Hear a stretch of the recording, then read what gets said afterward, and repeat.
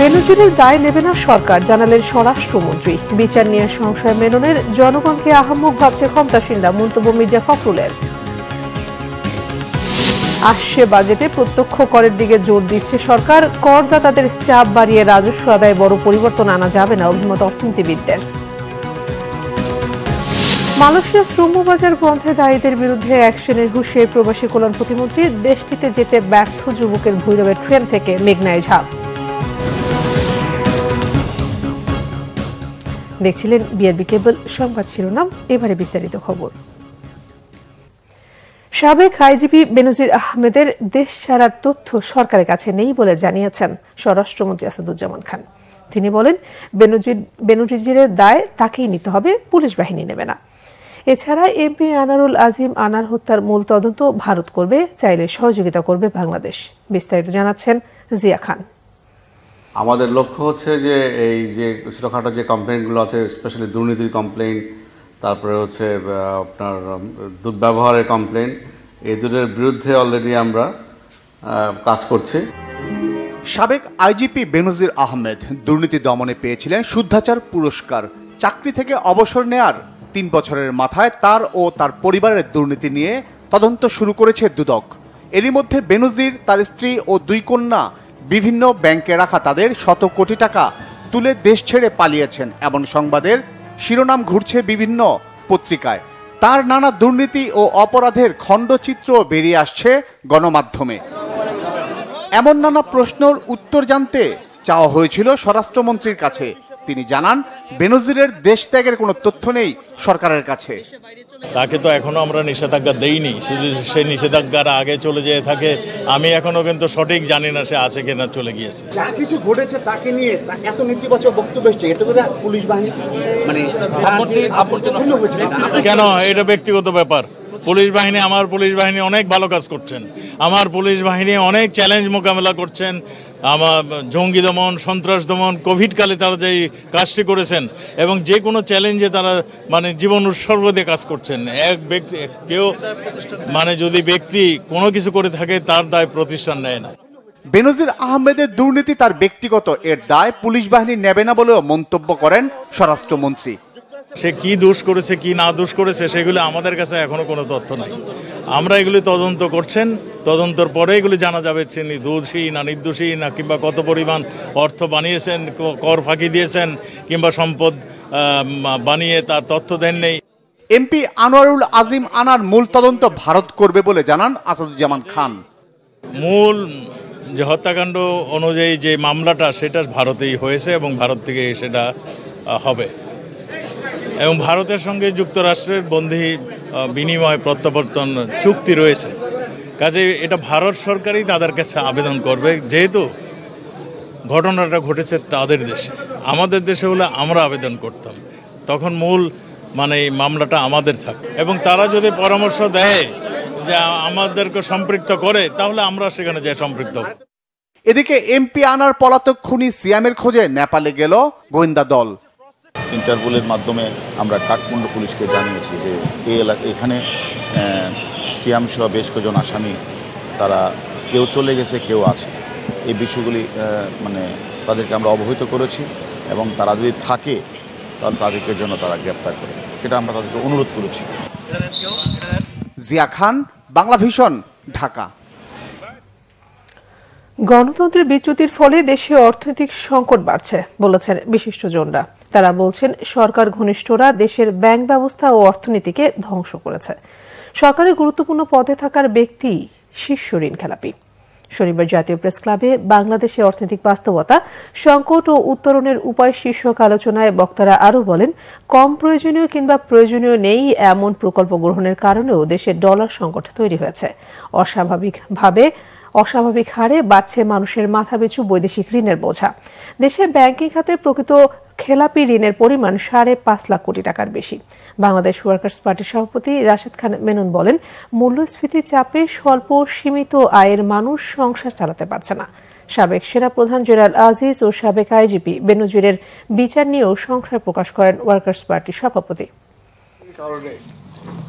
সংসার চলে না মানুষের, বেনজির আজিজের কাণ্ড নিয়ে কথা হচ্ছে, তখন আমরা কিন্তু কেউ সংশয় মুক্ত না যে এটা কোনো পরিণতি নেবে কিনা, আবার দুর্নীতি দমন কমিশন সেটা করবে কিনা এই সম্পর্কে যথেষ্ট সন্দেহ আছে। আমরা বেসিক ব্যাংকের ব্যাপারে আব্দুল্লাহ বাচ্চুকে এখনো পর্যন্ত তাকে নিয়ন্ত্রণে আনতে পারিনি। আমরা ন্যাশনাল ব্যাংকের ব্যাপারে পরিচালনা পর্ষদকে ভেঙে দিয়েছি, কিন্তু দু ভাইয়ের সেই যে অধ্যত্বপূর্ণ এবং চরম আগ্রাসী মনোভাব করে তারা যে টাকা নিয়েছেন, খরচ করেছে, সে সম্পর্কে কোনো বিচারের জায়গায় যেতে পারেনি। বিএনপির মহাসচিব মির্জা ফখরুল ইসলাম আলমগীর বলেছেন, একদিকে সরকার বলছে দুর্নীতি করে কেউ ছাড় পাবে না, সাবেক আইজিপি বেনজিরের ব্যাংক হিসাব জব্দ করা হয়েছে, দুদক তলব করেছে। অন্যদিকে বেনজিরের ব্যাংক খালি করে সপরিবারে বিদেশ চলে গেছে। সরকার জনগণকে আহাম্মক মনে করছে, কিন্তু জনগণ সবই বোঝে। আরো জানাচ্ছেন জাহাঙ্গীর আকন্দ। বিএনপির প্রতিষ্ঠাতা শহীদ রাষ্ট্রপতি জিয়াউর রহমানের ৪৩তম শাহাদাত বার্ষিকী উপলক্ষে জাতীয় প্রেস ক্লাবে আলোচনা সভা করে বাংলাদেশ সম্মিলিত পেশাজীবী পরিষদ। এতে বিএনপির মহাসচিব মির্জা ফখরুল ইসলাম আলমগীর বলেন, আওয়ামী লীগের দুর্নীতি লুটপাটের কারণে ৭৪-এ দুর্ভিক্ষ হয়েছিল। জিয়াউর রহমান তলাবিহীন ঝুড়ি থেকে বাংলাদেশকে টেনে তুলেছিলেন। অর্থনীতি, কৃষি, শিক্ষা, স্বাস্থ্য প্রতিটি সেক্টরে বিপ্লব ঘটিয়েছিলেন। তিনি বলেন, এখন ফেসিবাদের বিরুদ্ধে লড়াই করতে হচ্ছে বিএনপিকে।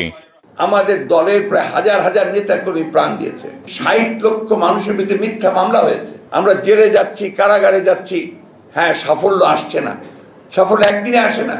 আজকে আমাদের নেত্রী, যিনি আমাদের সবচেয়ে ইন্সপিরেশন, অনুপ্রেরণের স্থল, তিনি আজকে কারাগারে বন্ধ হয়ে আছেন। এটাও আসবে যে কেন আমরা থেকে বের করতে পারিনি। আমি সেটাই বলছি, যেটা আমাদের পক্ষে সম্ভব হয়নি এখন পর্যন্ত, কিন্তু আমরা সেই জন্য লড়াই করছি। আমরা সেখান থেকে সরে আসি। আমরা যখন আপনার পুলিশের গুলি খাই, আমরা যখন টিয়ার গ্যাস খাই, আমরা যখন জেলের মধ্যে ঢুকি, আমাদের ছেলেদের যখন নখ তুলে নেওয়া হয়, তাদেরকে হত্যা করা হয়, সেটা আমরা একটু বুঝতে পারি যে কি অবস্থার মধ্যে দিয়ে আমরা যাচ্ছি। আমাদের দেখতে হবে যে এখান থেকে কি আমরা সরে গেছি কিনা। আমরা এতটুকু সরে নিয়েছি। আমরা এই লড়াই চালাচ্ছি, চলবে, এবং যতক্ষণ পর্যন্ত বিজয় অর্জন না হবে এই লড়াই আমাদের চলবে। সাবেক আইজিপি বেনজির আহমেদ বিদেশ চলে গেছেন।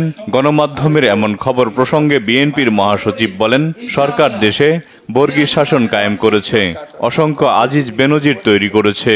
বেনজির চলে গেছে, মে মাসের ৪ তারিখে সে তার সব পরিবার নিয়ে চলে গেছে। আরো দেখলাম যে যাওয়ার আগে তার অ্যাকাউন্টগুলো সমস্ত সে খালি করে গেছে। আমার প্রশ্ন যে সে কিভাবে গেল? এই যে আপনার তারা বেনজিরকে বললো যে তার সম্পত্তি আমরা ক্রোক করছি, আদালত থেকে বলালো, তাকে মামলা করেছে, দুদক থেকে মামলা করেছে, সে তাকে কোথাও যেতে হবে না, এসব কথা বলা হলো। তাহলে এই যে কথা বলছেন যে কেউ ভাত ছাড় পাবে না, এটা কি আপনার মানুষকে আম্মক মনে করেছেন? বাংলাদেশের মানুষকে, বাংলাদেশের মানুষ তো আম্মক না, সবাই বোঝে যে এগুলো হচ্ছে আপনাদের সমস্ত লোক দেখানো প্রতারণা, যেভাবে এখন পর্যন্ত প্রতারণা করে আপনারা দেশ শাসন করছেন। এক বেনজির নয়, এক আজিজ নয়, এরকম অসংখ্য আজিজ আর বেনজির তারা তৈরি করেছে। এরা বাংলাদেশটাকে একটা লুটের সাম্রাজ্যে পরিণত করেছে, বর্গীর দেশ তৈরি করেছে।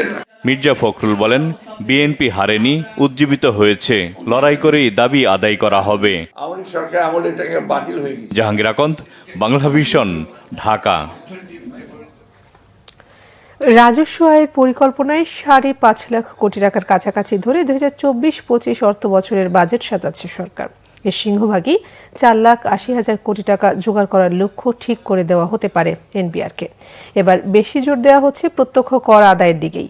অর্থনীতিবিদরা মনে করেন, কেবল বিদ্যমান করদাতাদের চাপ বাড়িয়ে রাজস্ব আদায়ের চেহারার বড় পরিবর্তন আনা সম্ভব নয়।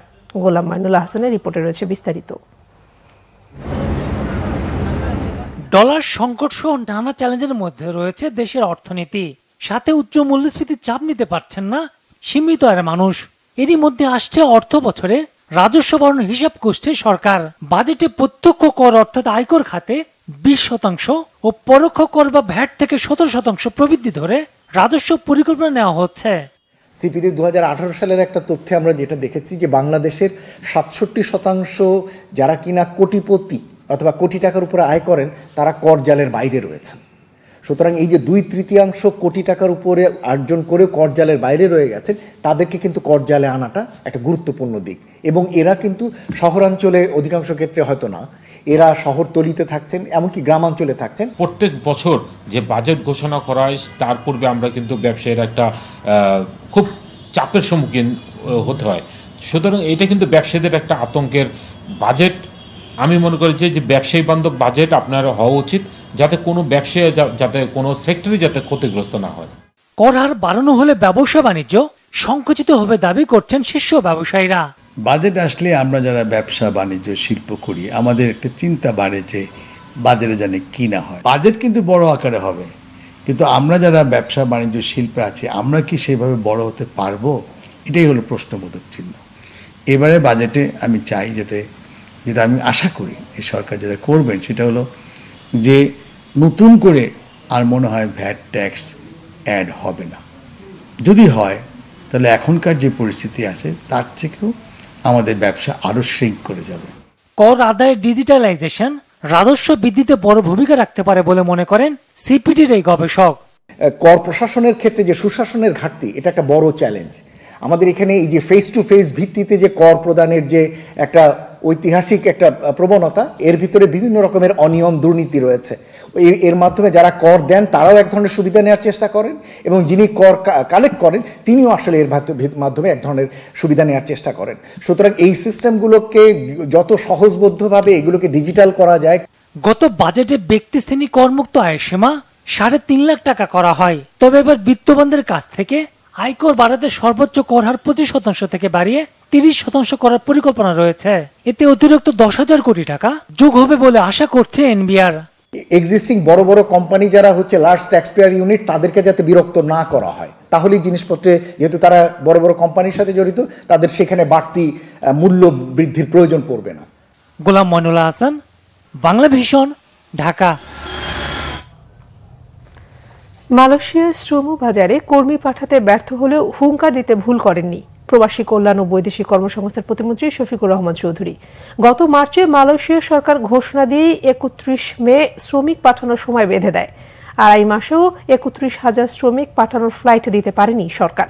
এদিকে সরকারের উদাসীনতার কারণে অতিরিক্ত টাকাগুলো বিদেশে যেতে না পারায় নিঃস্ব কয়েক হাজার রেমিটেন্স যোদ্ধা। বিস্তারিত ফরুক বাবু রিপোর্টে। দেশের কর্মসংস্থানের সুযোগ সৃষ্টিতে সরকার ব্যর্থ হলেও দোষারোপ না করে উল্টো প্রতি বছর নিজেদের শেষ সম্বল বিক্রি করে বিদেশে গিয়ে হাড় ভাঙা পরিশ্রম করেন লাখ লাখ যুবক। নিজস্ব ব্যবস্থাপনায় নিজেকেই প্রবাসী করার চেষ্টায় উল্টো বাধা আসে সরকারের নানা অপরিকল্পিত আইন। সেই সাথে লড়াই করতে হয় সরকারকে বিভিন্ন পর্যায়ে সুবিধা দেয়া রিক্রুটিং এজেন্সিগুলোর অতিরিক্ত মুনাফার সাথে। কত শত অব্যবস্থাপনার সাথে লড়াই করে একজন শ্রমিককে বিদেশ যেতে হয়, সেই গল্প অনেক লম্বা। বিদেশে বাংলাদেশি শ্রমিকদের বড় বাজার মালয়েশিয়া। দেশটির সরকার গত মার্চে ঘোষণা করেছিল ভিসা পাওয়া বিদেশি কর্মীরা 31 মের মধ্যে মালয়েশিয়ায় প্রবেশ করতে হবে। প্রায় 2.5 মাস পরও ভিসা পাওয়া বাংলাদেশি কর্মীদের জন্য পর্যাপ্ত ফ্লাইট নিশ্চিত করতে পারেনি সরকার। ফ্লাইট বৃদ্ধির ব্যবস্থা না করে প্রবাসী কল্যাণ মন্ত্রণালয় কর্মীদের প্রবেশের সময়সীমা বৃদ্ধির অনুরোধ জানায়। এতে সাড়া না দিয়ে গতকালই বাংলাদেশ সহ 15টি দেশের কর্মীদের শ্রমবাজার বন্ধ করে মালয়েশিয়া। এদিকে সবকিছু জেনে শুনেও প্রবাসী কর্মীদের প্রতারণার জালে ফেলেছে কিছু রিক্রুটিং এজেন্সি। জমি জাতি সব বেঁচে কিনে ধরে নিয়ে আজ আমাদের ফ্লাইট নেই, আজ 1.5 বছর ধরে ঘুরছে। টাকা ফেরত চাচ্ছি কিন্তু ট্রাভেলস এজেন্সি তো বন্ধ। এটা 100% প্রতারণা। প্রতারণার একটা মানুষ তার খেত বেচা টাকা দিছে, সুদ করে টাকা দিছে।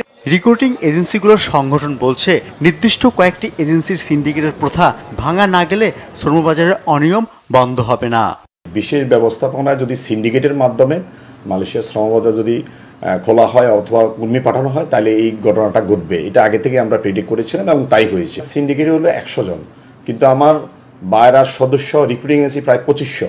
তো 2500 কিন্তু এটা দায় নিবে না, এই দায়টা 100 এজেন্সিকেই নিতে হবে। এদিকে মালয়েশিয়ার শ্রমবাজার বন্ধ হবার আগে নীরব দর্শকের ভূমিকায় থাকা প্রতিমন্ত্রী অবশেষে দোষীদের বিরুদ্ধে ব্যবস্থা নেয়ার হুঁশিয়ারি দিলেন। ততদিনে নিঃস্ব কয়েক হাজার গরিব মানুষ। তদন্ত কমিটি হবে। তদন্ত কমিটির মাধ্যমে যাদের বিরুদ্ধে এই সমস্ত জিনিস উঠে আসবে তাদের বিরুদ্ধেই আমরা ব্যবস্থা গ্রহণ করব, শাস্তিমূলক ব্যবস্থা করব, তাদেরকে ছাড় দেওয়া হবে না। মালয়েশিয়ায় যেতে সরকার নির্ধারিত ৭৯,০০০ টাকার জায়গায় কর্মীদের গুনতে হয়েছে ৬ লাখ টাকা পর্যন্ত। এত টাকা খরচ করে যারা যেতে পারেনি সেসব কর্মীরা টাকা ফেরতের আশায় ঘুরছেন রিক্রুটিং এজেন্সিগুলোর অফিসে। ফররুক বাবু, বাংলা ভিশন, ঢাকা। মালয়েশিয়া যেতে না পারায় কিশোরগঞ্জে ভৈরব রেলওয়ে সেতুতে চলন্ত ট্রেন থেকে মেঘনায় ঝাঁপ দিয়ে নিখোঁজ হয়েছেন এক যুবক। মালয়েশিয়া শ্রমবাজারে নিষেধাজ্ঞার কারণে বিমানের যাত্রা বাতিল হওয়ায় বাবার সাথে ট্রেনে ব্রাহ্মণবাড়িয়ায় আখাউড়া ফিরছিল সোহেল তানভীর। শুক্রবার বিকালে ট্রেনটি ভৈরব রেল স্টেশনে বিরতি দিয়ে ছাড়ার পর মেঘনা নদীর উপর রেল সেতু অতিক্রমকালে হঠাৎ পানিতে ঝাঁপ দেয় তানভীর। ভৈরব রেলওয়ে ও নৌ পুলিশ সহ ফায়ার সার্ভিসের কর্মীরা ব্যাপক খোঁজাখুঁজি করেও তার কোনো সন্ধান পাননি। নিখোঁজের বাবা আমির উদ্দিন মেরাজ জানান, ছেলে ভিসা পেয়ে শুক্রবার বিমানে মালয়েশিয়া যাওয়ার কথা ছিল, কিন্তু বিমানে যাত্রা বাতিল হওয়ায় ছেলেকে নিয়ে আখাউড়ার বাড়িতে ফিরছিলেন তিনি। সংসারের সুখের জন্য ছেলেকে মালয়েশিয়া পাঠাতে চেয়ে এখন ছেলে কি হারালেন। ১,২৮,৬৮,০০০ টাকা বিদ্যুৎ বিল বকেয়া কুষ্টিয়ার কুমারখালী পৌরসভার। বিল আদায়ে পেরে উঠছে না বিদ্যুৎ বিভাগ। মেয়রের দাবি, প্রিপেইড মিটারে যে বিল উঠছে পোস্টপেড মিটারের বিলগুলো সেই পরিমাণে করে দেয়ার। মেয়রের এমন দাবিকে মামার বাড়ির আবদার বলছে বিদ্যুৎ বিভাগ। এই পরিস্থিতিতে পৌরসভার বিদ্যুৎ সংযোগ বিচ্ছিন্ন করে অবরুদ্ধ হয় বিদ্যুৎ বিভাগের লোকজন। পরে নির্বাহী ম্যাজিস্ট্রেটের হস্তক্ষেপে মুক্ত হন তারা। কুষ্টিয়া থেকে হাসান আলী রিপোর্ট। বিদ্যুৎ বিল বকেয়া নিয়ে চরম উত্তেজনা কুষ্টিয়ার কুমারখালীতে। ১,২৮,৬৮,০০০ টাকা বিদ্যুৎ বিল বকেয়া থাকায় কুমারখালী পৌরসভার কার্যালয় সহ ভবনের ৬টি প্রিপেড মিটারের সংযোগ বিচ্ছিন্ন করে দেয় ওজোপাডিকো। এ নিয়ে বিদ্যুৎ বিভাগের কর্মকর্তা কর্মচারীদের সঙ্গে পৌরসভার মেয়র, কাউন্সিলর ও তাদের সহযোগীদের বাকবিতণ্ডা হয়। পৌরসভার জন্মলগ্ন থেকে বকেয়ার দায়িত্ব নিতে চান না মেয়র। তার দাবি, বিদ্যুৎ বিভাগকে যে টাকা দেওয়া হয়েছে তাতে উল্টো পৌরসভাই বিদ্যুৎ বিভাগের কাছে টাকা পাবে। বর্তমান প্রিপেড মিটারে প্রতি মাসে যে বিল হচ্ছে একই হারে আগের পোস্টপেড মিটারের বিল করে দেওয়ার দাবি তার। এ বিষয়ে ক্যামেরার সামনে কথা বলতে রাজি হননি তিনি। নিউজ না করতেও বলেন, এটা নিউজ করার মতো না। বিলের রেট নিয়ে একটা সমস্যা ছিল, এই সমস্যার কারণে আমরা বিল দিতাম না। ঠিক আছে, বিল দিতাম না মানে বকেয়াটা। আর এখন রানিং যেটা সেটা আমাদের প্রিপেডের মাধ্যমে চলতেছে। এই বকেয়াটা আমরা বলছি যে আপনারা একটা সমন্বয় করে দেন। এখনকার যেভাবে আমরা প্রিপেড বিল দিচ্ছি, এই প্রিপেড বিলের আলোকে আপনারা আগের বিলগুলো সংশোধন করে দেন। প্রিপেড নেওয়ার কারণে যে সমস্যাটা সৃষ্টি হয়েছে তখনই আমরা বন্ধ করি, যখন দেখলাম যে না আমরা বেশি দিয়ে ফেলেছি, বিল বেশি চলে গেছে, সেজন্য আমরা বন্ধ করছি। তবে মেয়রের দাবিকে মামার বাড়ির আবদার মনে করছেন এ বিদ্যুৎ কর্মকর্তা। বিলের তারতম্য তো হবেই স্বাভাবিক। আপনি তখন সাশ্রয়ী হননি, লোড ছিল বেশি, এখন যেহেতু সাশ্রয় হয়েছেন, লোড কমাইছেন, এখন তো বিল কম হবে, এটাই তো স্বাভাবিক। এখন তিনি প্রিপেইডে তো ইউজ করছে কম, এখন তার তো ব্যবহার কমে গেছে। সব পক্ষকে নিয়ে সমন্বিত বৈঠকে সমাধানের পথ দেখছেন নির্বাহী ম্যাজিস্ট্রেট।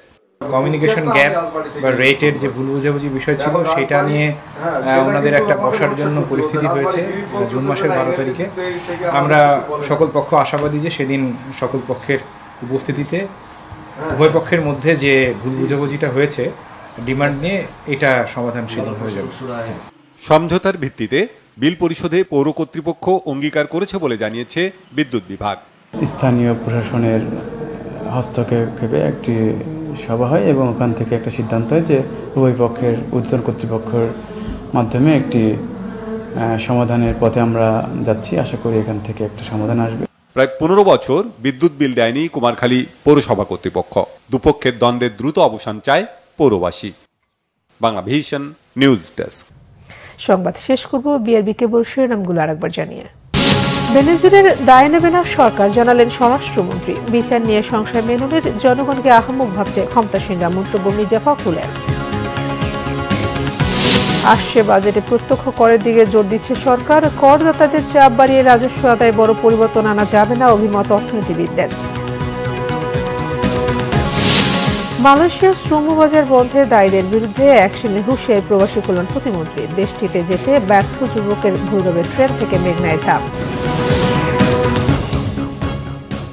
এই ছিল এখনকার মতো। পরের সংবাদ সকাল 10টায়, এর আগে 9টায় রয়েছে নিউজ টপ 10 দেখার আমন্ত্রণ রইল।